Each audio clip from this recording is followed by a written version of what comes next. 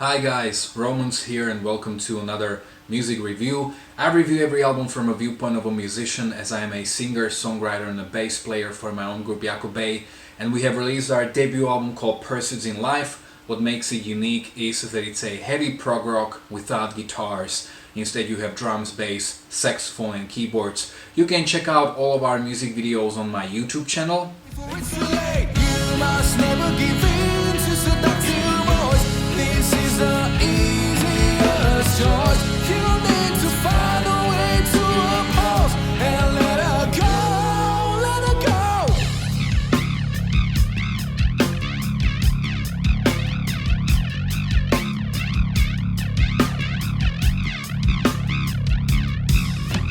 In the description of all these videos you will find all the information about where is the record available. It's available on all digital platforms like Spotify, Tidal, Deezer, iTunes, Amazon, Bandcamp, but also in this digipack version of a CD with a very beautifully illustrated 20 pages long booklet. So in case you want one, all you need to do is contact me via an email, on Facebook or on Instagram, or you can get one through Bandcamp. And today I'm going to review the second and the new album from Renaissense, Past in Devotion. Music review. Music review. Renaissense, not to be confused for Renaissance, the 70s prog rock / folk rock band, is a band from my hometown, and actually I personally know 4 of the 5 musicians. Actually, I had my very first band, Bad Pulse, from 2009 until 2010 with the drummer Latsi from this band.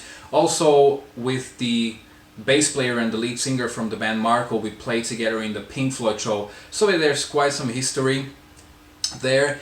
And actually I think that the biggest success in their career was that they won the Battle of the Bands in 2015 and they got to represent Slovakia on one of the biggest metal festivals in Europe, Wacken. So I think that was pretty cool. Their first album, Like My Pain Never Left, came out in 2013, and with the exception of 2 tracks which I didn't like, the rest was actually very good. The second album came out 7 years later, Past in Devotion, and of course I bought both of these albums because I think it's very important for musicians and artists to support each other. Past in Devotion came out, I think, in like the beginning of February. The release date is kind of ambiguous because at this point the only way for you to be able to listen to the album is by ordering a physical copy from their Facebook page. The album should be on all of the streaming services within the next few weeks or months. So anyway, this album came out 7 years after the first album, and I remember back in like 2015 Marco told me that we started recording the second album and it took them 5 years to finish it, so it's a long time. As of now I've heard it 9 times. Let's dive right into the review. The album opens up with an intro called Past in Devotion, which is kind of a play on words because they had a song Past in Motion on the first album, which they also made a music video for, and actually this intro is mostly based on the main motive of that track. The first actual track on the album is called Impatient. There's this heavy riffing which I really like.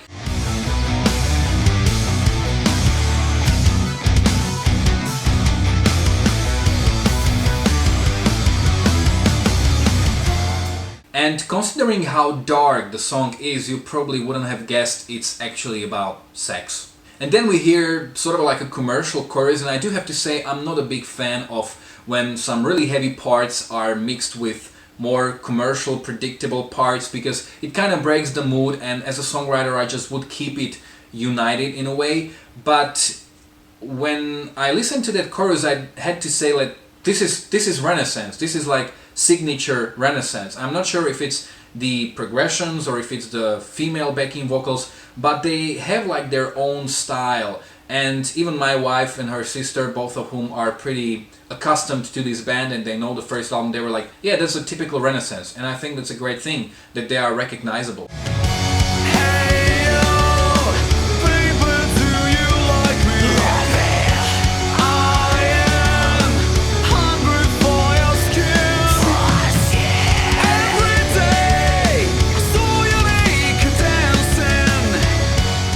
And I do have to appreciate Marco, who's a real vocal powerhouse when it comes to his extreme vocals. Now, he was doing some death metal growls on the first album already, but here he shows some new sounds and some new screams, especially like high-pitched, almost like black metal screams, and they're very, very impressive. He's actually one of the best singers, in my opinion, when it comes to these extreme vocals.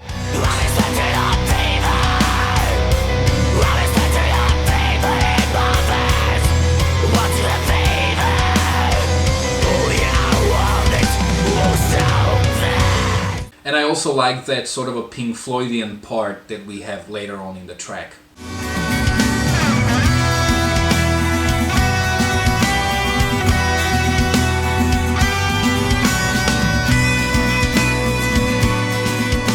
The second track, Haze, surprised me because I like the more laid-back direction and instrumentation of the track, and to a certain degree it reminds me of the latest albums from Anathema.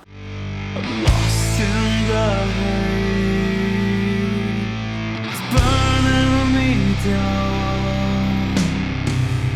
In your face, haunts me, you know. There's a great piano, and I like how there's a tension building up until it transforms into a more up-tempo song in the second half.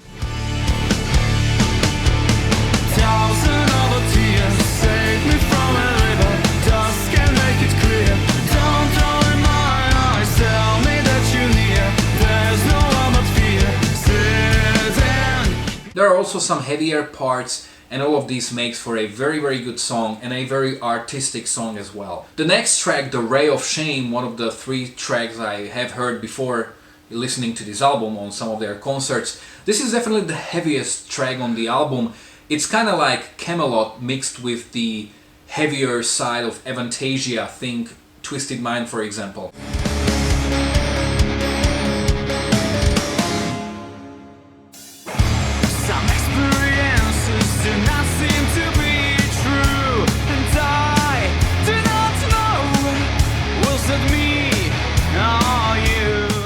Some parts are almost in the black metal territory.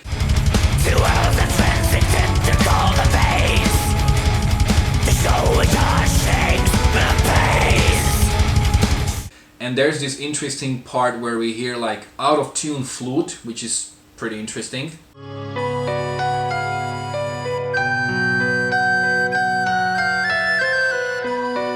Also, there's a very nice keyboard solo, and personally I wouldn't mind hearing more of these on the album.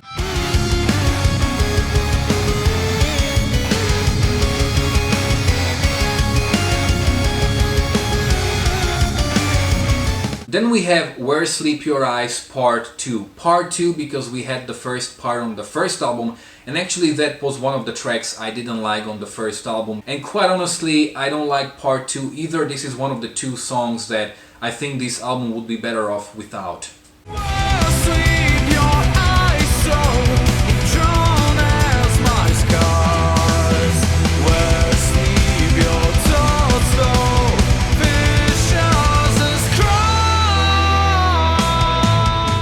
Icarus is more of an interlude or maybe an introduction for the next track, The Great Fall, which is a piano-based song, and I really like Marco's low voice in this track. It sounds really great. Pale and enslaved, must take a shelter, for I cannot stand the light of the sun.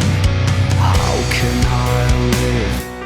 Please can you tell? It has nice, almost symphonic chorus. This is my great fall.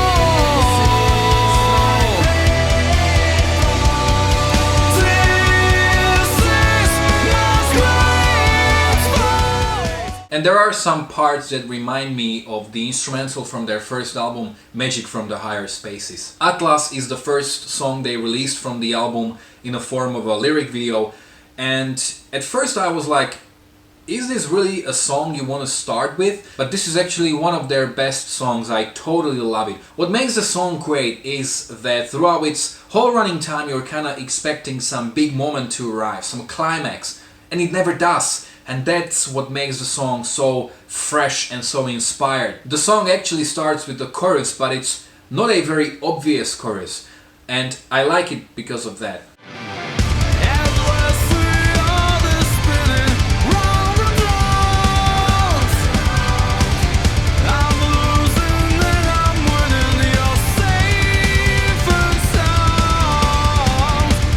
Also, it's a very keyboard-based song, and when we were listening to this album with my wife, she compared it to Threshold, and I think it's a pretty fair comparison. Retrospective from Negative is the instrumental of the album, but it's also the weakest song, and this is one of the two songs this album would be better off without, in my opinion. Another track is How Is My Honey? What is with the Slovak names? Where Sleep My Eyes? How Is My Honey? But this song is actually fantastic. I love this song. This is one of the songs I remember hearing for the first time on one of their gigs, and I remember that I immediately loved the track.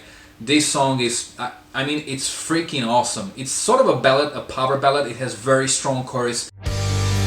Oh, what's the meaning of life when my heart was so far away? Love of my life, can't you hear what I'm saying? And I love those heavy metal dual guitars at the end of the chorus. Where's now my heart?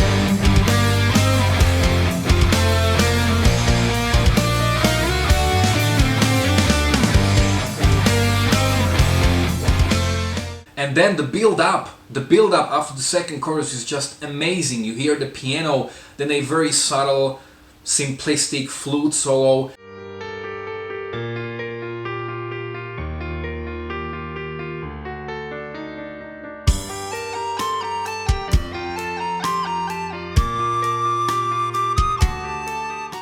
And then we go into that big textbook example of how a guitar solo should sound.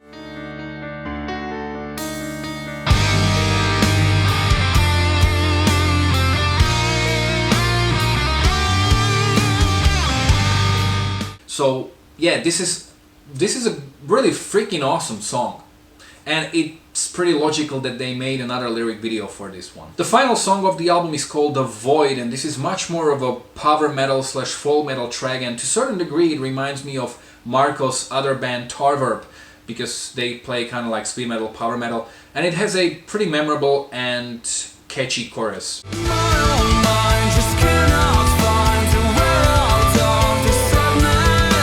My own life seems to be lost, and my mother's name is madness. Resisting, I cannot stand. To sum up, I really enjoyed this album, even though initially upon the first 3 or 4 listenings my feelings were extremely mixed, which doesn't happen very often, but this is an album that you need to invest quite some time into, but it will pay off. There's a lot of talent, there's a lot of potential in this band. I would just suggest to be a bit more selective about your ideas. I think releasing 40 minutes of a good quality material is better than releasing, for example, 60 minutes of a material with some filler. So yeah, definitely a very solid effort, and I also have to say that Renaissense, they kind of have their own sound and their own style, and I think that's pretty important. So, do you know Renaissense? Have you heard their new album already? You can let me know in the comment section below whether you agreed or disagreed with me. If you have heard their first album, you can let me know how well do you think it compares to their first album. You can follow me on Facebook or on Instagram. You can find links to both in the description of this video below. If you like this review, don't forget to like, to share, to subscribe. You can check out my own original music, my live performances, my worst to best series, and quite a lot of other reviews as well. Thanks a lot for watching.